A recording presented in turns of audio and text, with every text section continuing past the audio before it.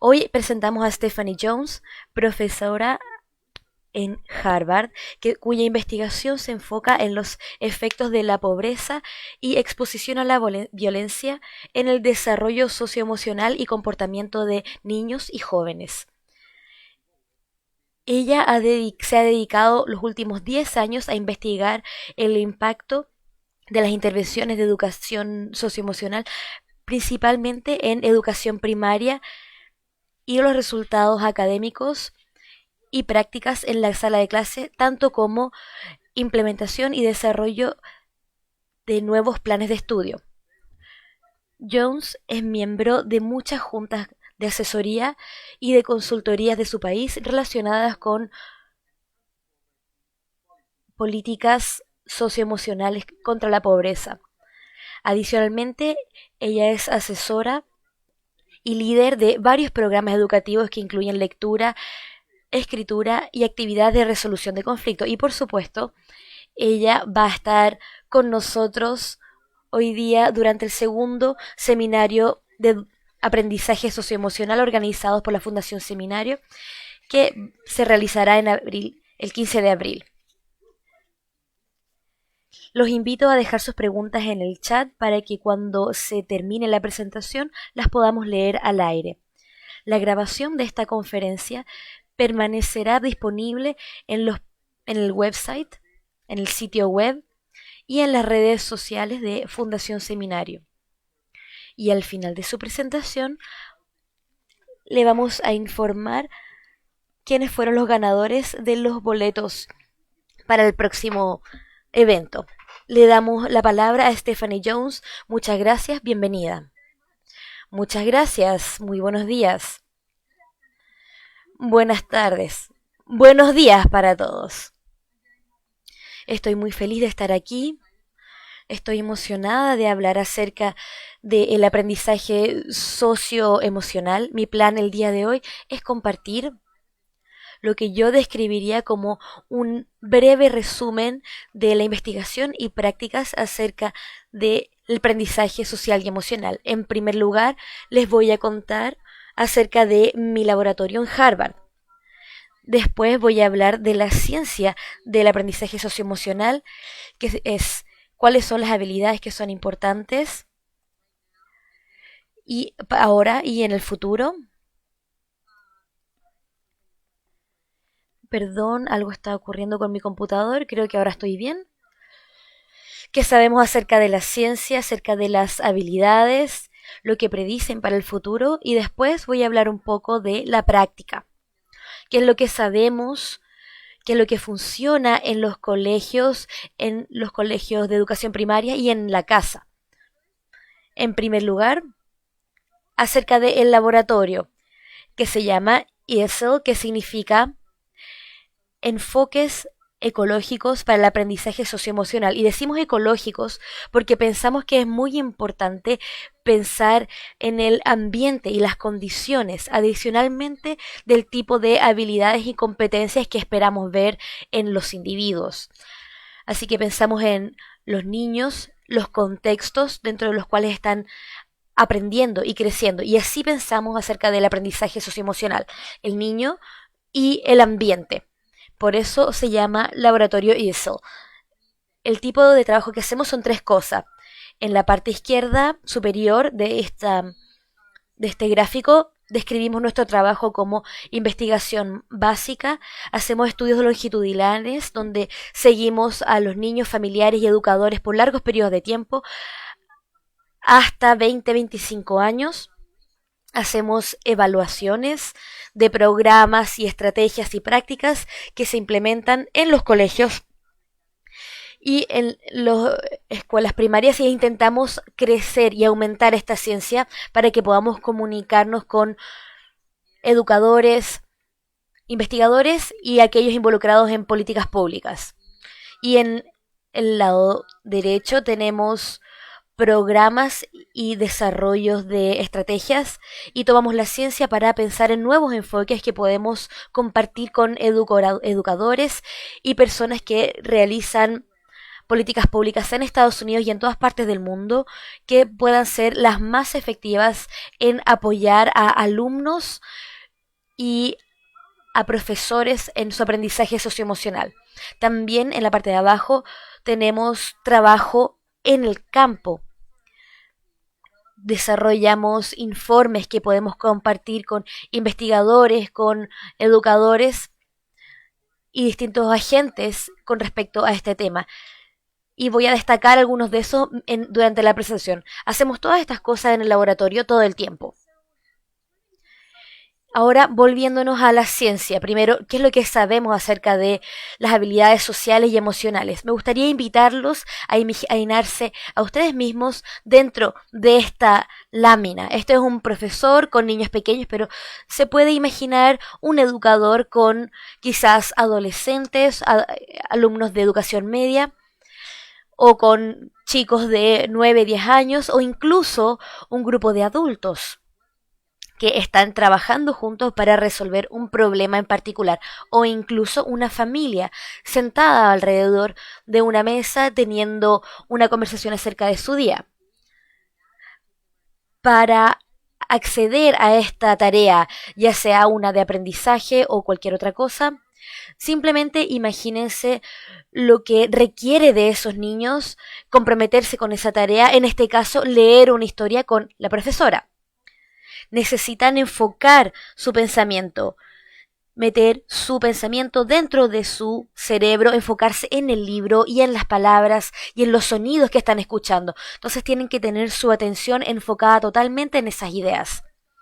Y en el otro lado tienen que poder regular su comportamiento para que no estén golpeándose entre ellos y que puedan controlar su comportamiento en un grupo complejo para poder escuchar lo que el profesor o profesora está diciendo.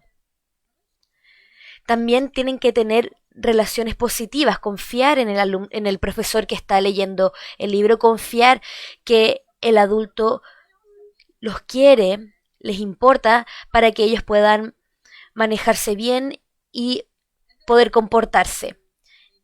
Y durante todo el proceso tienen que poder manejar sus emociones. Quizás no entienden una de las palabras y se sienten frustrados. Tienen que poder regular esa frustración para poder superarla y aprender lo que el profesor o profesora está enseñando.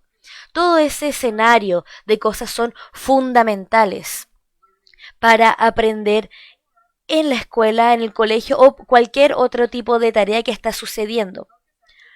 Tenemos que enfocar nuestro pensamiento en lo que estamos viendo y escuchando, regular nuestro comportamiento con respecto a las personas alrededor de nosotros. Tenemos que analizar nuestras relaciones, tenemos que sentir que pertenecemos y durante todo el proceso tenemos que controlar nuestros sentimientos. Y eso puede ser regular emociones negativas o positivas. Quizás estamos muy emocionados y no entendemos lo que está sucediendo en la sala de clase y tenemos que calmarnos. Entonces son las dos, pasivas y negativas. Eso es fundamentalmente lo que es el aprendizaje social y emocional. Son estas 4 cosas.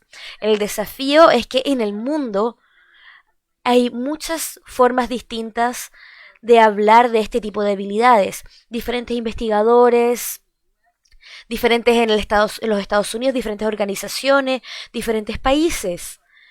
Diferentes pueblos, diferentes personas tienen formas diferentes de hablar de este tipo de habilidades y eso puede ser confuso y complicado.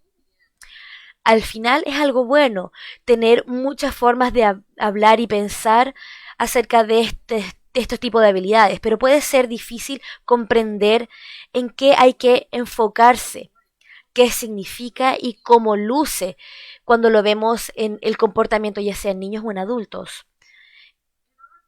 Y es por esto que en nuestro grupo creamos un sitio web que se llama Explore ESL.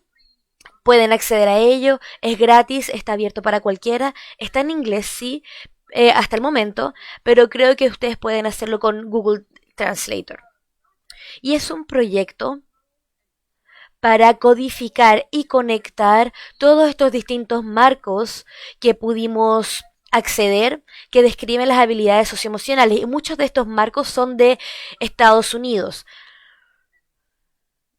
Entonces, por ejemplo, un proyecto tiene un tipo de marco particular que está en nuestro sitio web, pero otro tipo de proyecto también puede tener un website y lo que nosotros intentamos hacer es encontrar formas de mostrarle a los usuarios que entran a nuestro sitio web cómo estos distintos términos se conectan entre sí basado en lo que significan. Entonces, el marco de Castle va a decir automanejo, pero en otro marco se va a referir a lo mismo como autorregulación. Y esas dos cosas no son necesariamente lo mismo, quizás tienen variaciones mínimas, entonces lo que tratamos de hacer es conectar todos estos términos para que podamos entregar información clara y transparente al campo. Entonces cualquier persona que quiera realizar su propio marco o adaptar un marco para su trabajo tenga información transparente con respecto a lo que significa y cómo se conecta con otras cosas.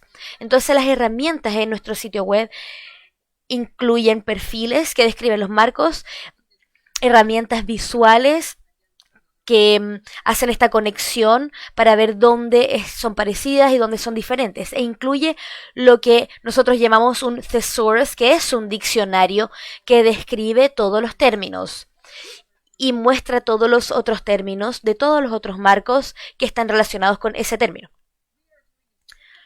Estamos haciendo un segundo proyecto relacionado con este donde agregamos a este conjunto de 40 marcos, creo, añadiendo muchísimos más de todo el mundo. Entonces estamos intentando construir el sitio para que sea global y que cualquier persona del mundo pueda acceder. Así que exploren con libertad. Ahora, ¿qué es lo que sabemos? Básicamente de aproximadamente 30 años de investigación acerca de las habilidades sociales y emocionales. Lo primero que sabemos es que las habilidades sociales y emocionales se miden cuando los niños son jóvenes, 4, 5, 6 años, y que estas habilidades están relacionadas con los resultados de la vida a largo plazo, ya sea ser tener una estabilidad financiera, acceder a una habitación superior, tener salud mental y física, y estas habilidades sociales y emocionales en la infancia temprana pueden predecir estos factores a 30, 40 años después, incluso después de que incluimos habilidades académicas, factores sociales y demográficos. Y esto es un mensaje muy potente con respecto a estas habilidades que realmente se asocian a cómo los individuos llevan la vida en el futuro. Esto es lo primero que sabemos. Lo segundo que sabemos es que cuando diseñamos programas y estrategias y prácticas y las implementamos en la infancia temprana, en la educación secundaria, etcétera, ellas influencian habilidades en el futuro. Entonces hay una diferencia y tienen un impacto. Y este impacto están en las áreas de habilidades sociales y emocionales y también en otras áreas como en los resultados tradicionales académicos, las notas, las calificaciones de las pruebas estandarizadas. Y esto afecta y qué tan fuertes son estos efectos cuando los comparamos con otros estudios, con otras intervenciones. Estos efectos son bastante potentes, no solamente para las habilidades socioemocionales, que es lo que esperaríamos, son potentes también para indicar las habilidades académicas, que es lo que nosotros esperamos. La lección ahí es que hay algo muy significativo e influencial en tener una intención en implementar programas o estrategias o prácticas en los colegios y en otros escenarios porque hacen una diferencia para los resultados de aprendizaje en los niños a largo plazo. Lo otro que sabemos acerca de la ciencia de esto es que hay nueva evidencia de las investigaciones en el cerebro, por ejemplo, con las experiencias del estrés, ya sea estrés diario, crónico, ya sea pequeño o grande, como el estrés que todos están experimentando ahora alrededor del mundo relacionados con la pandemia, pueden afectar a la persona e influencia en cómo el cerebro responde al mundo. Y eso está relacionado con una cascada de tipo de comportamientos a comportamientos negativos. Entonces, este ciclo de estrés que vincula a los niños a cómo responden a su ambiente en los ambientes de todos los días. Y eso es algo que hemos aprendido durante los últimos 10 años con la neurociencia. Lo otro que sabemos es que las intervenciones sociales y emocionales, ya sea estrategias o prácticas que están vinculadas a estas habilidades, son altamente efectivas en interrumpir este ciclo y hacen una verdadera diferencia en apoyar a los niños que han sentido estrés o vulnerabilidad frente a la adversidad y para no ir por ese camino hacia comportamientos negativos y disruptivos. Y eso es algo que los profesores y todos en verdad estamos interesados, especialmente ahora, cuando todos están expuestos a algún nivel de estrés extraordinario. Esa es la tercera parte de la ciencia, lo que construye un cuerpo de conocimiento que indica que esta área es muy importante porque ayuda a los niños y a las familias y a los adultos que están expuestos a los adultos y también porque tiene un impacto positivo en las otras cosas que nos importan y que queremos para nuestros niños, que es el éxito, ya sea en áreas académicas y también en otras áreas. Ahora, volcándonos a lo que funciona. ¿Qué sabemos acerca del tipo de prácticas y estrategias y programas que hacen una diferencia, que son efectivas? Esto es lo que hemos aprendido. En primer lugar, en el Círculo Verde, en nuestro grupo, en nuestro laboratorio en Harvard, en el laboratorio EASL, pasamos mucho tiempo observando cuidadosamente todos los enfoques de programas que se han diseñado y se han probado para el aprendizaje socioemocional. Así que nosotros miramos profundamente estos programas para entender qué es lo que hacen y también entender qué es lo que tienen en común todos estos. ¿Qué tienen en común? Que nosotros quizás podamos destilar y compartir con otros para que no necesariamente tengan que comprar o adaptar todo un programa, que simplemente puedan actuar en esos elementos en comunes. Y esto es lo que hemos aprendido. El primer elemento en común para un aprendizaje efectivo socioemocional es establecer un escenario cómodo, que el clima y las condiciones apoyen a los niños y a los adultos y que estos ambientes creen un espacio donde todos se sientan seguros y que pertenecen, que ese lugar es para ellos también. En Estados Unidos particularmente y alrededor del mundo probablemente esto significa que tenemos que tener mucho cuidado con abordar, por ejemplo, los sistemas de desigualdad que separan a los individuos y crean diferentes sistemas y condiciones para ello. Entonces, para crear estos escenarios cómodos hay que pensar en algunas fuerzas sociales mayores que hacen que estas condiciones no sean seguras y que hace que no todos sientan que pertenecen. Entonces esto es importante. El segundo es enseñar.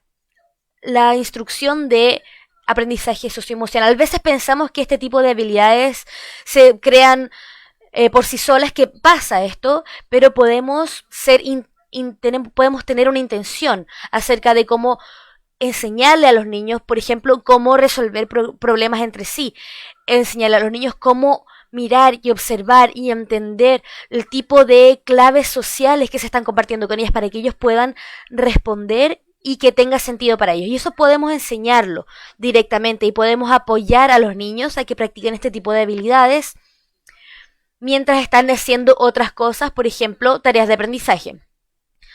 La segunda clave es la instrucción en habilidades sociales y emocionales. Y en esa área lo que hemos aprendido es que el tipo de actividades tienen que ser comprometedoras. Los niños tienen que sentirse emocionados e interesados. Tienen que ser acerca de temas que a ellos les interesan. Y con frecuencia, especialmente con niños pequeños, los temas sobre lo social y emocional son cautivadores. Les encanta hablar de su cerebro, les encanta hablar de sus emociones y de sus interacciones con otras personas en el mundo. Y esto es un tema muy cautivador para ellos y para los adultos. La otra clave es que los niños tienen que ser activos en su propio aprendizaje. Y esto significa que los niños están construyendo su propio aprendizaje, son parte del proceso de aprendizaje y sienten que tienen un rol en este.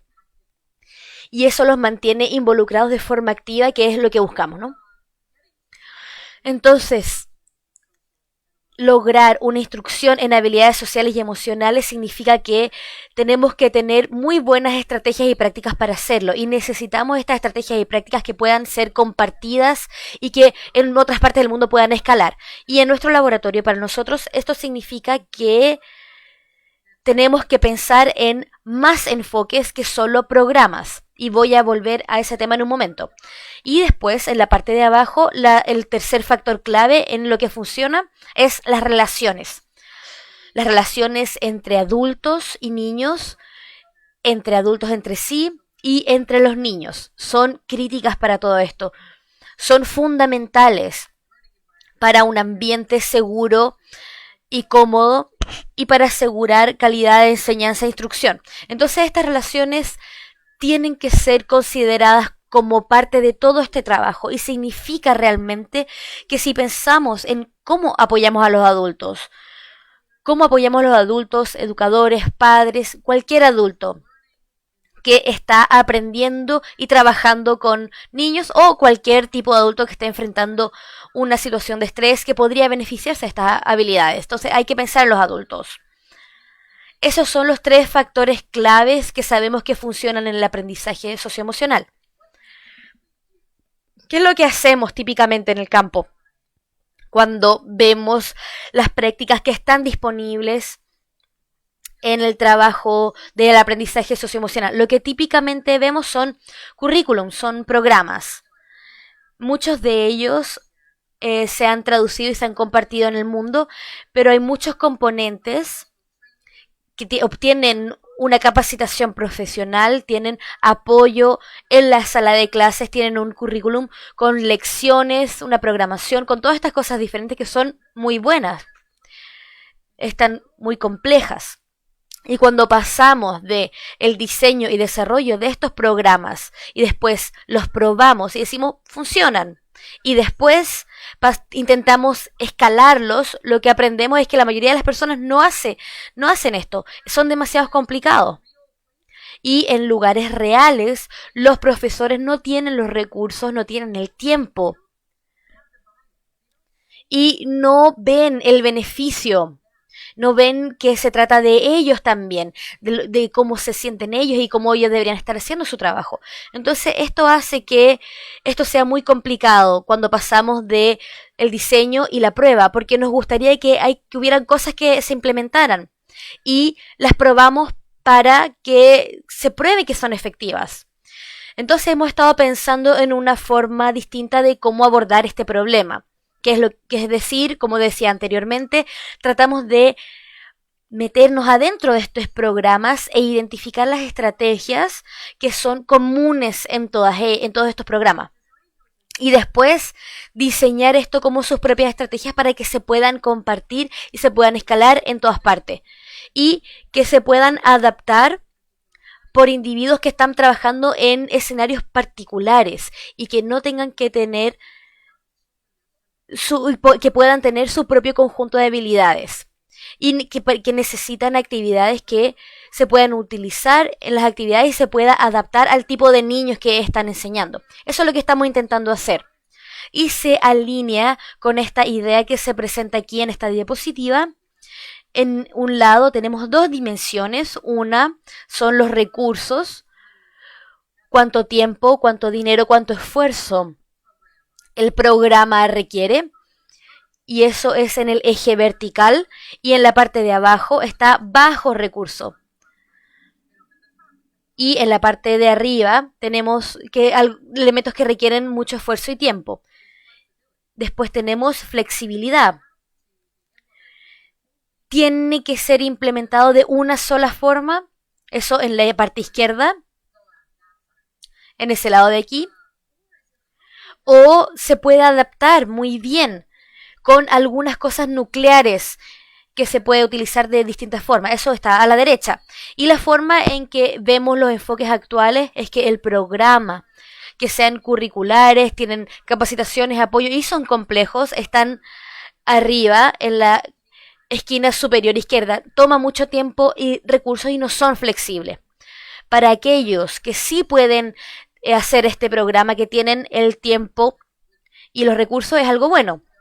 Para aquellos que no tienen esto, tiene que hacerse de otra forma. Y eso es lo que vemos en la esquina inferior derecha, que son lo que llamamos distintas estrategias y prácticas en todas las ramas distintas. Hicimos un gran proyecto para revisar todos estos programas e identificar estos elementos en común, que si alguien está interesado estaría feliz de compartir información acerca de este proyecto. Son muy específicos, se enfocan en habilidades específicas y están diseñados para que sean optativas. Por ejemplo, un profesor que está trabajando con niños que están trabajando con regulación emocional pueden elegir estrategias que son solamente para regulación emocional y se pueden adaptar, así que los componentes de ellos son fijos, pero también hay muchas formas de cambiarlas para que puedan cumplir con los niños o con lo que este profesor quiere hacer en su clase.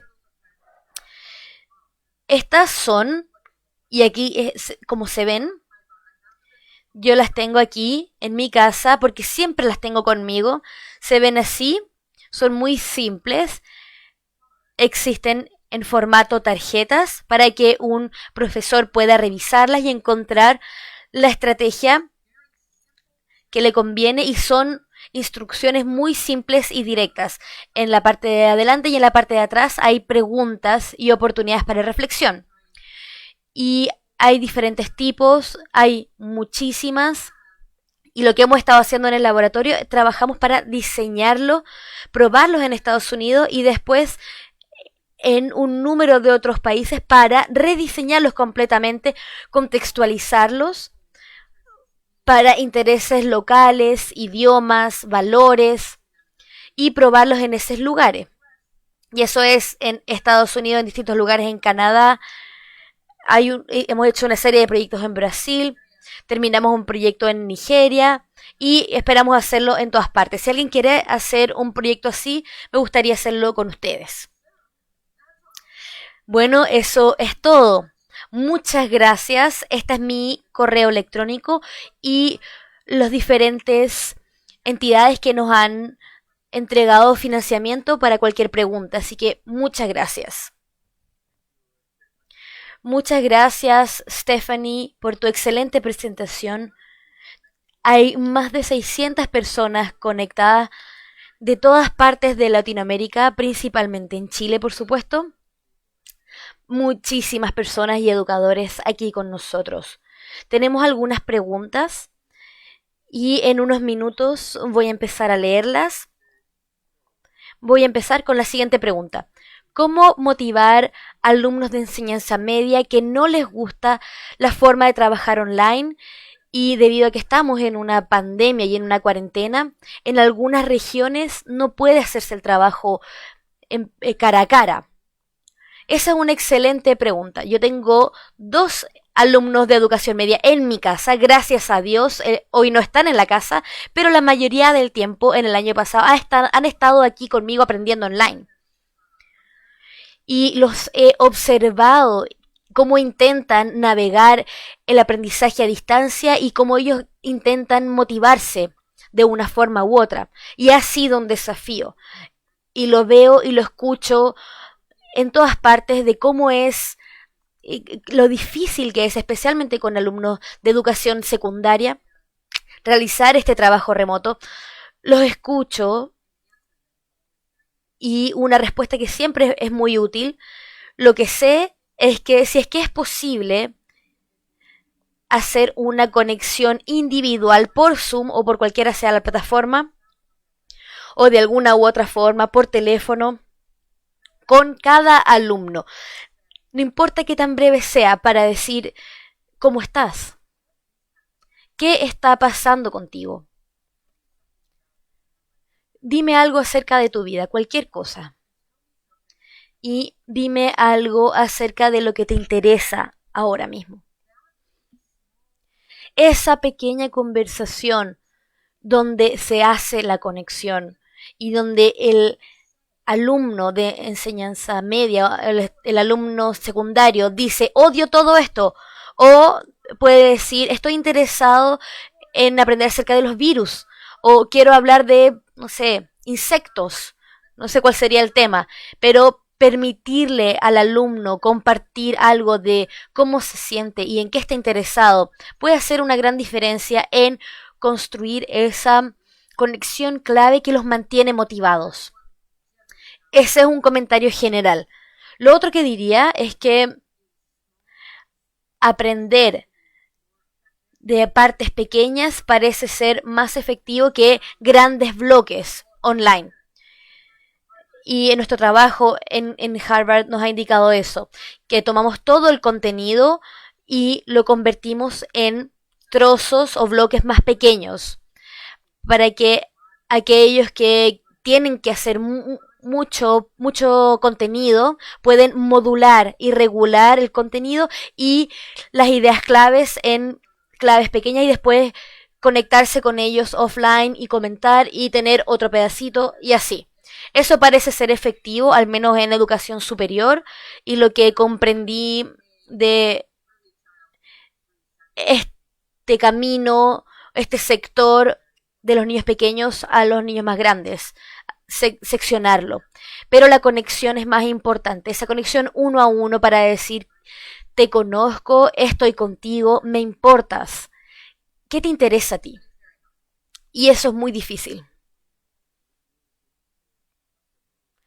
Recibimos muchos comentarios que quizás nos estamos olvidando que estamos educando para la vida.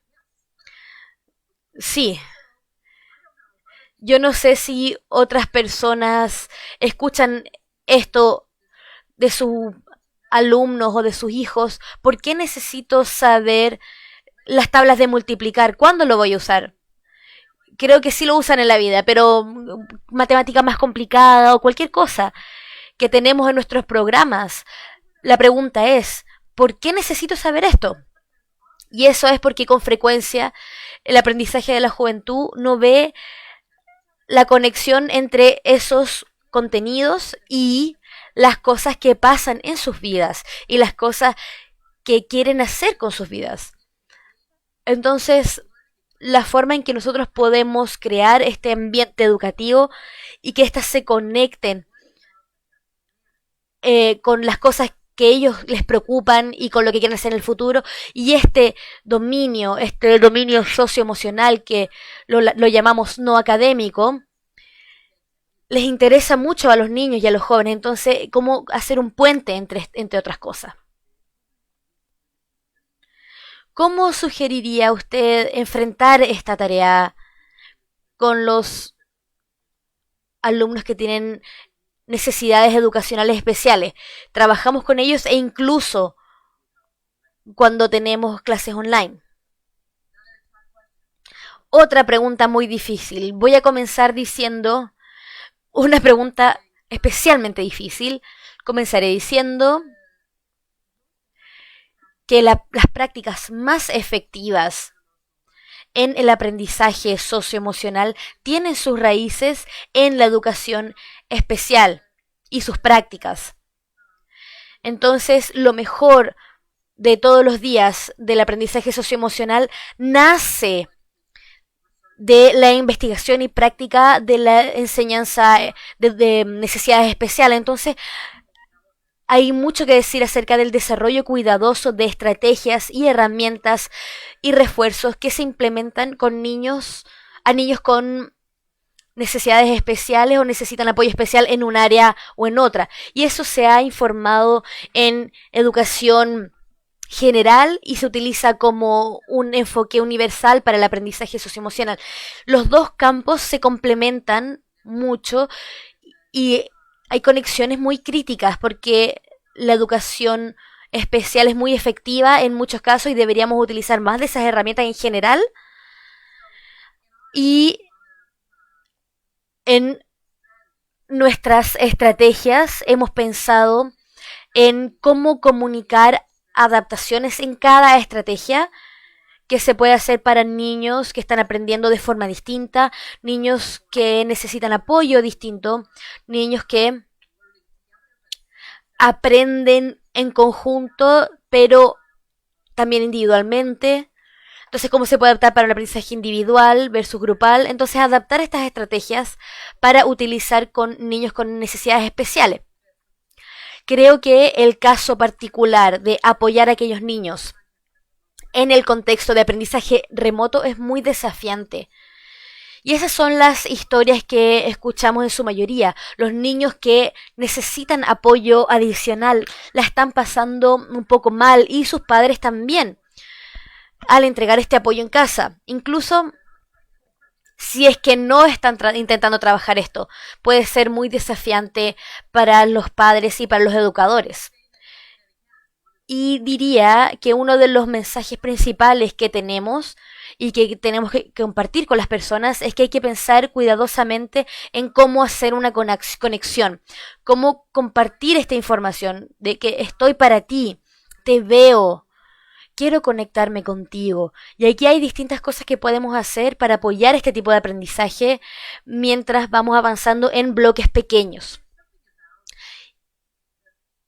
Y hay algo acerca de la pandemia y de la interrupción que esto significó en todas partes del mundo y en todas las prácticas tradicionales de educación, que me hace sentir que este enfoque al aprendizaje y el enfoque que hemos estado pensando en el aprendizaje socioemocional es crítico, es esencial, porque necesitamos cosas simples que podamos desplegar de formas distintas, ya sea en persona o por Zoom o por televisión o comunicarse por la radio. Así que estamos pensando en todas estas distintas formas de compartir estas estrategias para que podamos crear el acceso más universal que pudiéramos imaginar. Y esto significa muchas distintas formas de hacer este trabajo.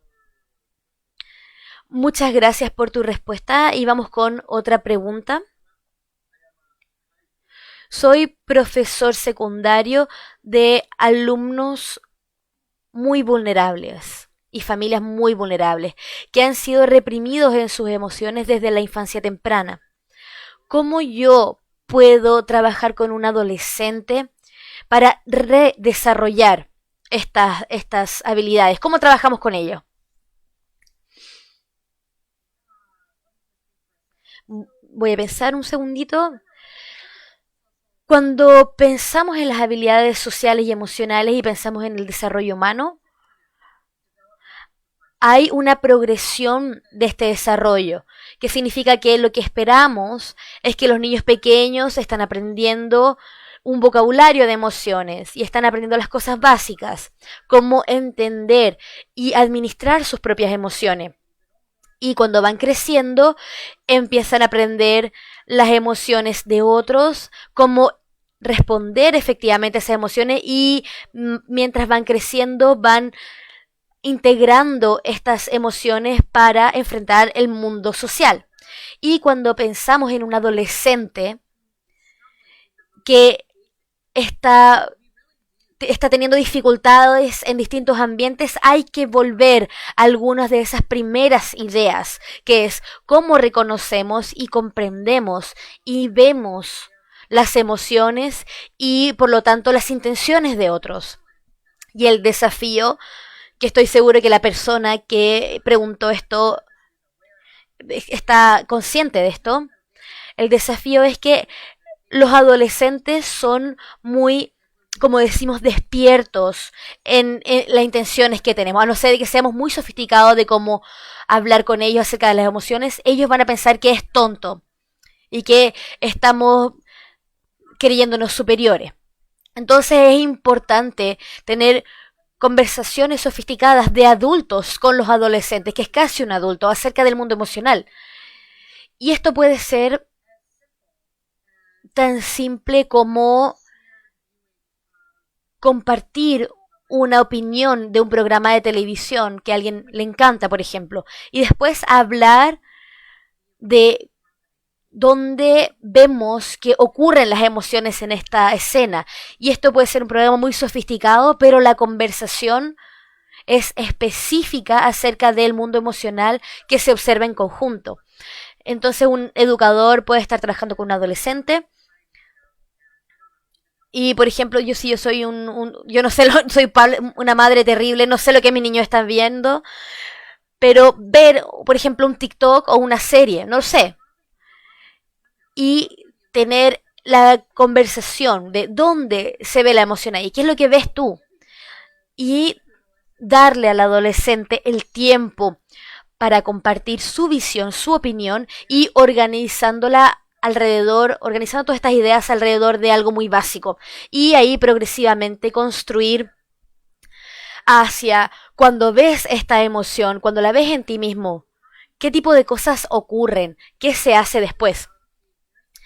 Entonces se trata de ser simple, directo, acerca del contenido y haciéndolo en el contexto de cosas cautivadoras o interesantes para un adolescente. Muchas gracias, Stephanie. Nos quedan 3 minutos. Disculpen, es que hablo mucho. Es perfecto, está perfecto. Tenemos casi 700 personas con nosotros el día de hoy. Así que quiero agradecer muchísimo estar aquí con nosotros, todos los educadores que están con nosotros el día de hoy. Muchas gracias por invitarme. Muchas gracias a todos por participar en esta jornada. Recuerden que esto es parte de una serie de webinars internacionales organizados por este Centro de Investigación Pedagógico y la Fundación Seminario. Les recuerdo que esta conferencia está grabada y se puede revisar dentro de los próximos días en este mismo link. Y por supuesto en nuestras redes sociales de Fundación Seminario.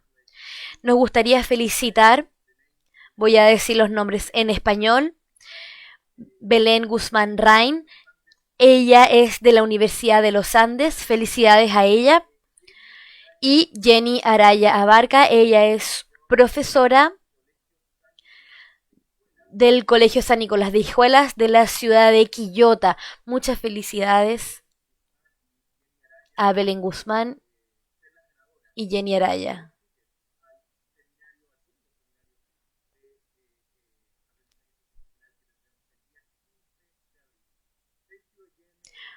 Muchas gracias, Stephanie. Nos aprovechamos de la invitación y de todos los educadores que están acá para invitarlos a la próxima charla del Mineduc y vamos a estar informando esta conferencia en redes sociales de ambas organizaciones. Muchas gracias por estar con nosotros y nos vemos en una próxima oportunidad. Muchas gracias, Stephanie. Gracias a ustedes.